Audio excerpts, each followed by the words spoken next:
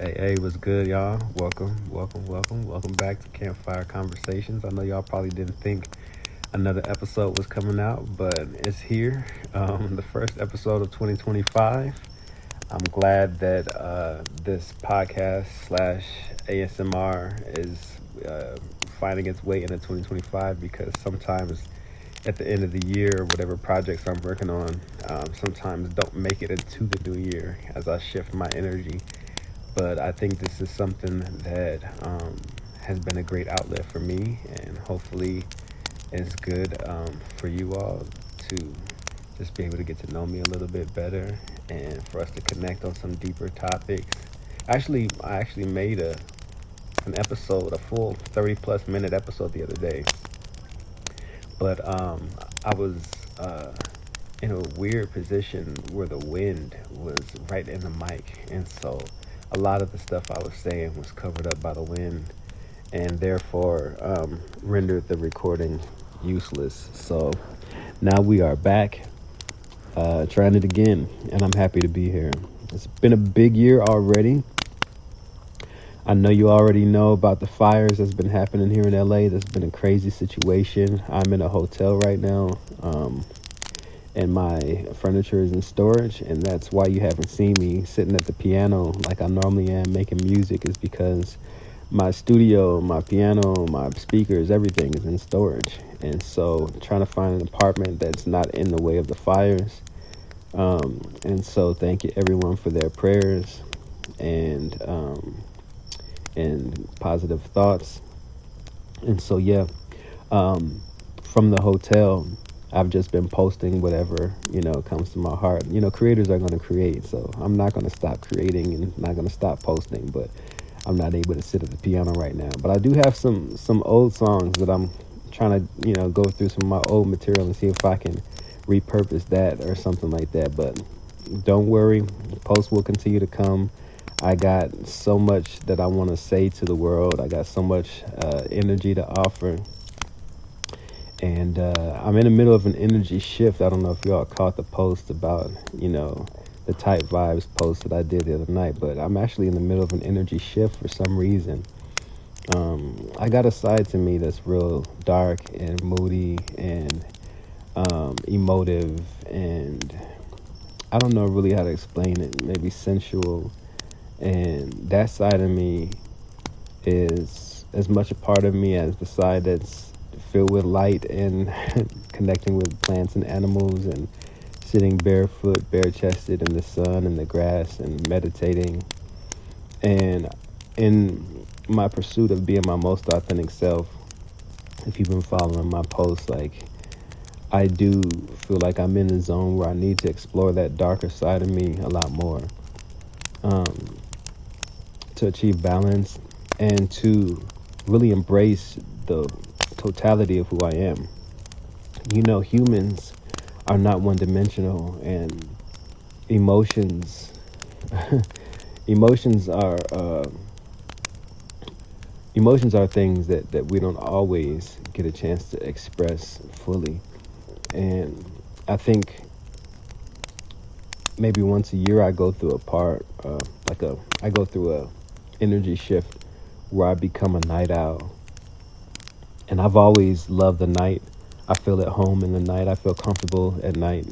Um, Feels like a very familiar place to me. I don't feel fear when I walk around. So I go through a lot of late night walks at like maybe 1 a.m., 2 a.m. Sometimes you'll find me out walking through the streets and alleyways. I don't feel, afraid. I feel comfortable, no matter where I am, no matter what environment I'm in. And I just feel like this is that time. Like, I have been sleeping during the day more, and I've been up at night. And something about the night is a different energy. My mind works different.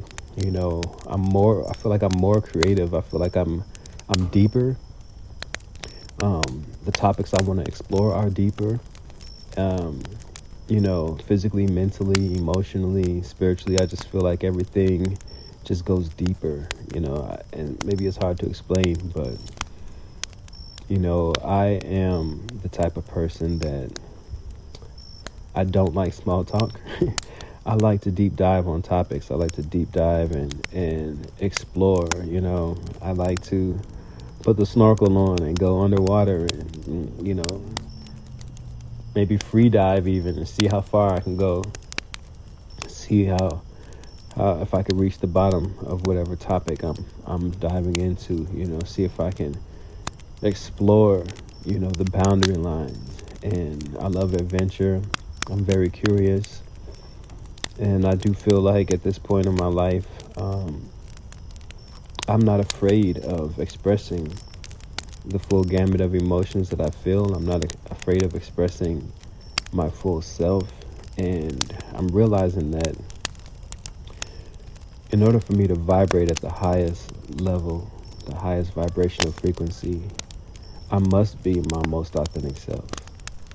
Your most authentic self is your highest self. So any energy that we expend to present a false identity to the world, no matter how small, it does pull away from our vibrational energy and bring our vibration down. You have to use a lot of energy to overcome the cognitive dissonance that exists when you know that you're out of alignment with what you feel authentically. When you feel one thing but you present another, that's the cognitive dissonance. It takes energy to do that. You have to overcome the cognitive dissonance first, and then still have enough energy to present whatever mask it is that you're showing to the world or to the person you're dealing with or whoever, even to yourself. And so the freedom comes with authenticity. And when there's freedom to be to vibrate at the highest level that you can. That's where we want to be, because the people that we're trying to attract into our lives, the opportunities that we're trying to attract into our lives, we're trying to attract those people and opportunities that vibrate at their highest level as well. That it's symbiotic to the vibration we're vibrating at. There's this thing called resonance that I've been diving into. And, you want the things to resonate with who you are at your highest peak, so that we can continue to attract those things and opportunities into our lives. Is going to help us to be our highest self, and that's going to be the life that we're trying to manifest. And so I'm happy that I'm in this energy. I'm happy that I have a platform to present it. I don't know what it's going to look like, but I'm just happy to be in a place where I'm not afraid, to be myself. It took a while for me to get here. This is years in the making, to be able to walk out in total freedom and be whoever I am. I wake up every day as a free spirit, and that was my vow to myself for 2025, was to be a free spirit. And I have completely surrendered to the flow of life at this point. Whatever the day brings my way, I'm not going to swim upstream. I'm not going to fight the current. I'm going to go with it. And I believe if I'm committed to being my highest self, and whatever's happening in that day is for my highest good, and that it's something that's being manifested into my life for a reason, because it's going to help me get to where I say I want to go. And so my belief is at an all-time high in authenticity and the power of authenticity, and my confidence is at an all-time high. And so I hope to be able to transmit that with each post, and I'm glad that so many of you are continuing to resonate with the content. And I'm glad I got this podcast / ASMR as just another iteration of me being able to express myself fully, So again, no piano here, but that doesn't mean that the content will stop. So I'm curious to see, actually, when we go through certain things, like with this fires and this situation of not being able to have my piano, so it could be by design, to push me to be able to think about content creation from a different angle. I love how situations can crop up that push you out of your comfort zone. And I was saying in the post yesterday that, honestly speaking, I think it's wise to seek out situations that are uncomfortable for that reason alone. When we're in our comfort zone, obviously it's a familiar place, but being outside of your comfort zone, it challenges your faculties in a different way. You can dive deeper when you're outside of your comfort zone, because you're going to see things from perspectives that you don't normally see them from. And when you're trying to grow, if you're trying to grow, we want to grow and evolve into a higher version of ourselves. How are you going to do that without challenging situations, without uncomfortable situations that force your neurons to fire in a different way? The thing about the brain is there's a thing called neuroplasticity, which just allows the brain to grow and evolve and stretch in different ways. As we come up across situations we've never faced before, the process of learning new things, whether it be, learning a new skill or reading and learning, absorbing knowledge, these things actually can create new neural pathways that didn't exist before. There's such a beauty when you start thinking about the human body and the brain and how it works. And I love topics like this, And so, just from a metaphysical standpoint, growth sometimes requires us to be uncomfortable. And so I'm not afraid of that. I'm happy.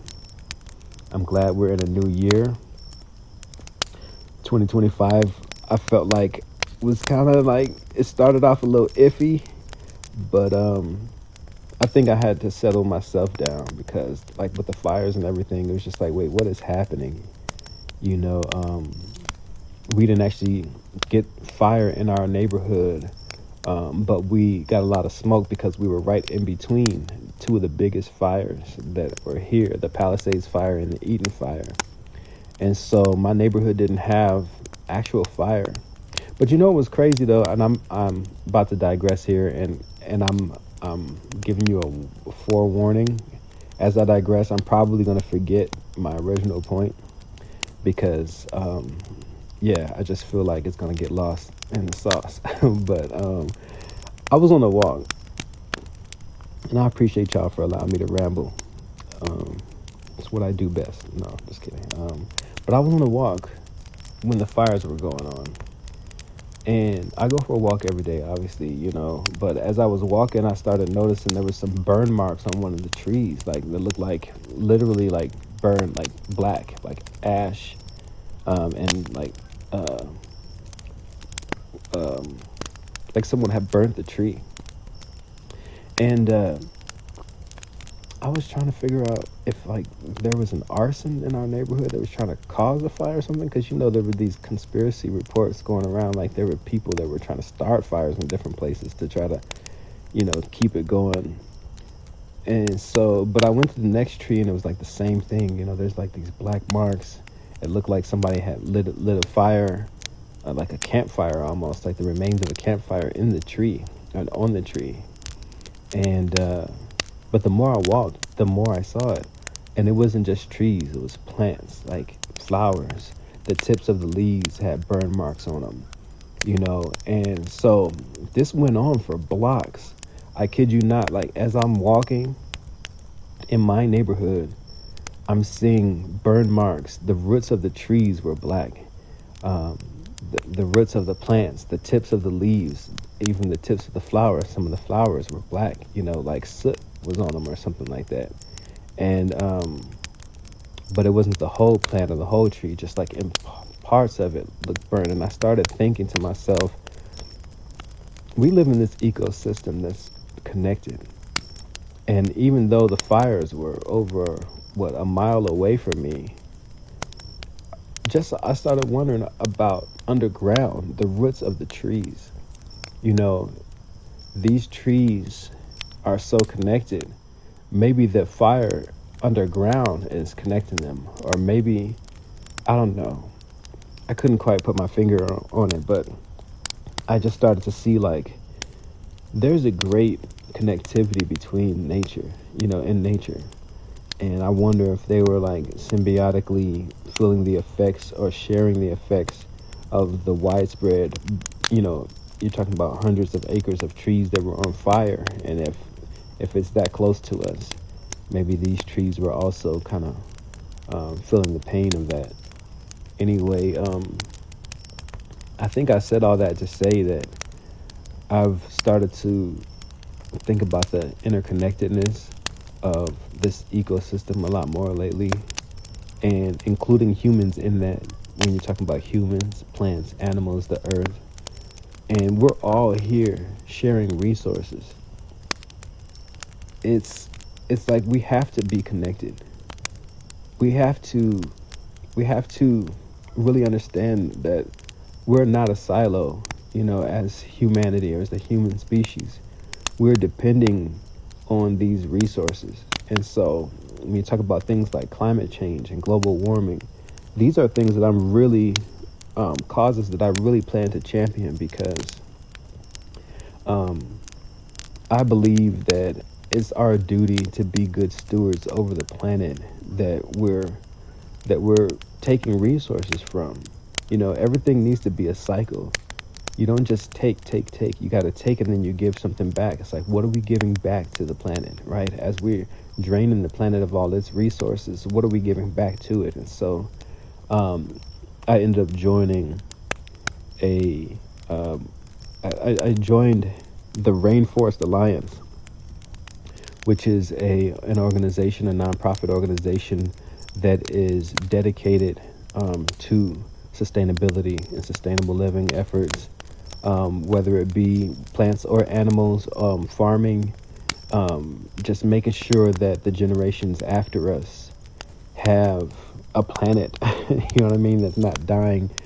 And so, again, it's our responsibility, and the onus is on us to provide this for our children. It's like, why would we want our children to inherit a planet that's dying? You feel me? Like, we should be doing more, and plus it just makes sense that you would take care of the place that you're going to be staying in. It's like, you take care of your house, don't you? You upkeep your house. When you see stuff falling apart, you get it fixed. You know what I mean? Like, you don't just go around punching holes in walls. It's like, no, why am I going to damage the place that I live at, the place that I abide, and that I lay my head, And so the earth is our home.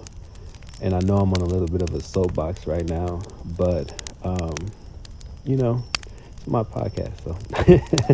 But yeah, the earth is our home. And so I teach my kids, like, something simple as recycling may seem like nothing to you. Maybe seem like, you're throwing a candy wrapper out of the window. It's just a wrapper.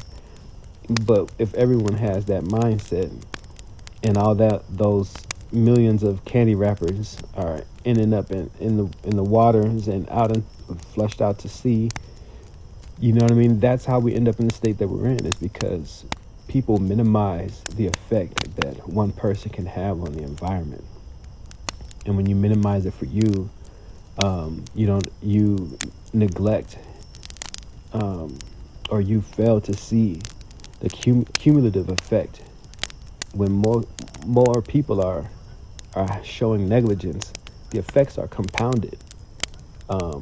By the same token, not to just paint a negative picture, those same effects, if you turn them positive, if each person takes and bears their own individual responsibility for making this planet more sustainable, and for connecting with the plants and animals that are around us, imagine the cumulative effect that it can have for good.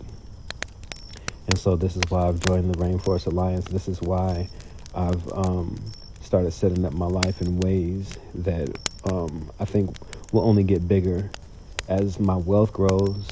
I plan to give more. I plan to be a philanthropist and really to do whatever I got to do to help with carbon emissions or whatever. Um, as much as I pour into people, I also want to pour into the environment that we all live in. And so I know a lot of people are obsessed with this dystopian future worldview, but I believe in utopia. I believe that we can get to a place where we all are proud of where we live at, and we have peace, and um, we have animals that are able to do their jobs. You know, we push animals out of their homes.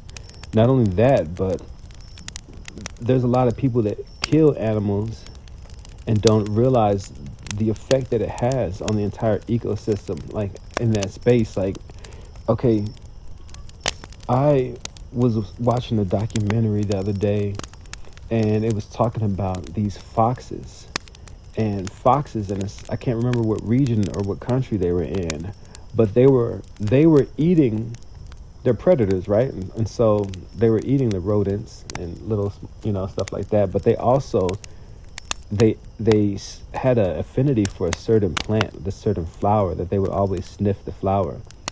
And as they traveled and traversed around the area, um, they would always be drawn to the certain flower. And it's now understood by science that them smelling these flowers, the pollen from the flower would would get on their fur around their nose, and as they go to the next flower, they're actually helping to pollinate the flowers in the same um, in the same like capacity as like bees go pollinate. And so you've got a predator, uh, uh, you've got a predator carnivore who actually is helping pollinate these beautiful flowers. And it was just the most, just, I don't know, it was something about that clip that really, I don't know, it resonated with me. It's like, you're wanting to kill the predators, um, and the predators have more than one job. It's not, they're not just getting rid of the rodents so that the rodents don't overtake your area, but they're also pollinating flowers. And it's just like, man, how beautiful is God's creation, where we don't know what jobs these animals have. We don't know everything. Like, science is still figuring out species that exist. We're still finding new species every day. And so my point is that it behooves us to really just be careful about how we go about being stewards over this planet. I don't know how I ended up on this topic, but I'm glad I did, because I've been wanting to say that. Any minute now, I might have to go. Actually, I just realized what time it is. I got some things that I gotta do, so I might end this unceremoniously quick. But yeah, I'll just wrap up by saying, everybody, I love you. I love you. Continue to be your highest self. Continue to strive to be your most authentic self. If there's anything that I can inspire anyone to do, it's that. Strive to be your most authentic self, because your most authentic self is your highest self. If you don't have anybody in your corner, you got me. Anybody can feel free to DM me. Anybody can feel free to reach out to me. And I do believe that love is the key. Whatever the cause is, love is the cure. Whatever the question is, love is the answer. And so my goal is to spread love and positivity around the world, not just through my music, but just through anything that I post. And like I said, I may be diving deep into some of my darker side this year, but it's all still going to be in love. You know what I mean? It's still going to be me. It's just going to be the full version of me. We can't be afraid to express ourselves fully, to achieve balance. But I love y'all. I appreciate y'all so much. I don't take anything for granted when people rock with my content, or when you guys post comments or like or share or repost any of my videos. And so I love y'all. I will try to see what I can do to get that other recording out as well. If it can be salvaged, I'll get that out. But for now, welcome to 2025. It's always a pleasure to see all of your beautiful faces around a campfire. And yeah, we'll catch y'all in the next one. All right. Peace and love, y'all. Later.